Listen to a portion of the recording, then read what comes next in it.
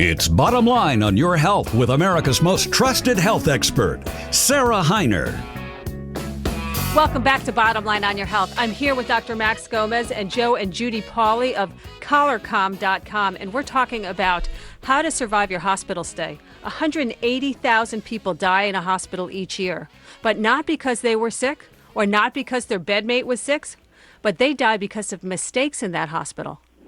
And what can you do to save yourself from those mistakes, and what needs to be done at the hospitals to reduce those mistakes? Now, Max, you and I were talking at the break, and you wanted to chastise me a little bit for my passion. Well, no, I would never chastise you for your passion, but only the interpretation, which was, I would hate for people to think that that hospital staff, for example, because they're being stressed or too much work or they're not being communicated with in an appropriate manner, actually know that mistakes are being made and stand by and watch mistakes being made. I think it's more likely that they're under stress and miss certain things, and mistakes are made because they really are mistakes, not because they're just letting absolutely right. something go by.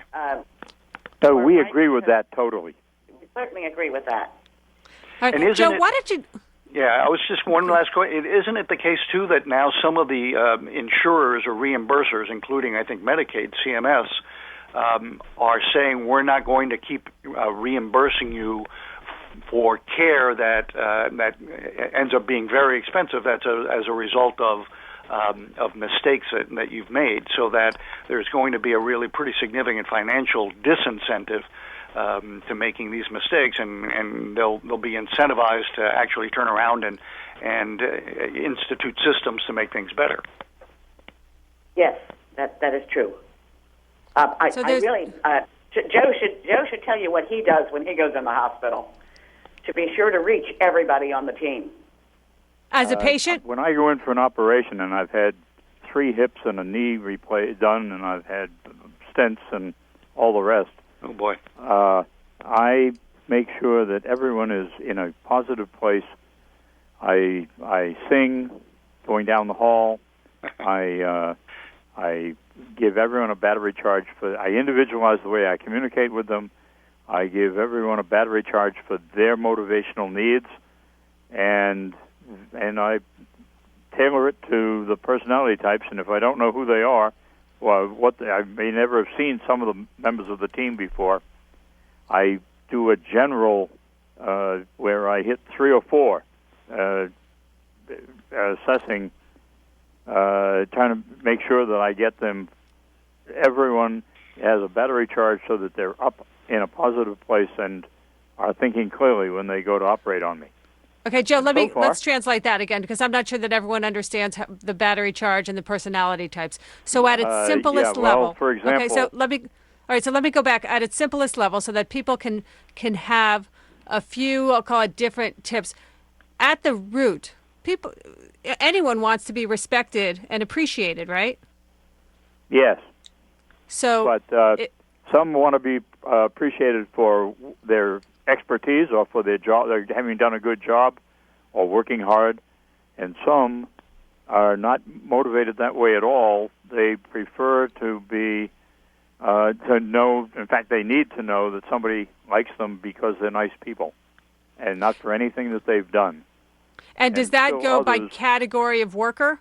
Can you generalize and say nurses like this, orderlies like that, doctors like this, or do you just have to go across the board and appreciate them in different ways? Some nurses are like that, but there are many nurses that also need to be, that would prefer to be recognized for their work or for their expertise, and the same with doctors.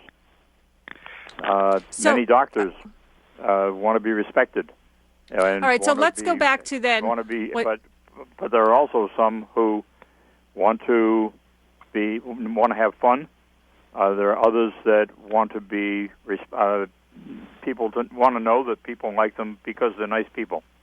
Okay, so at the root, again, trying to make this so that the average person going into their doctor, even just a doctor's office, let alone going into the hospital, that if you go in, granted people are scared And they may be frustrated because it took a long time for check-in and whatever. But whatever that angst is, it's our opportunity to make the best of that environment and to let sure that everybody knows that they're appreciated. And whatever happens, don't tick off the people there, right?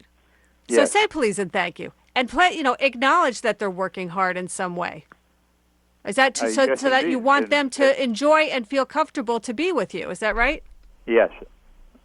And if I can just quickly I was just going to say, isn't that kind of tough to do? Let's say I'm going in for a heart operation.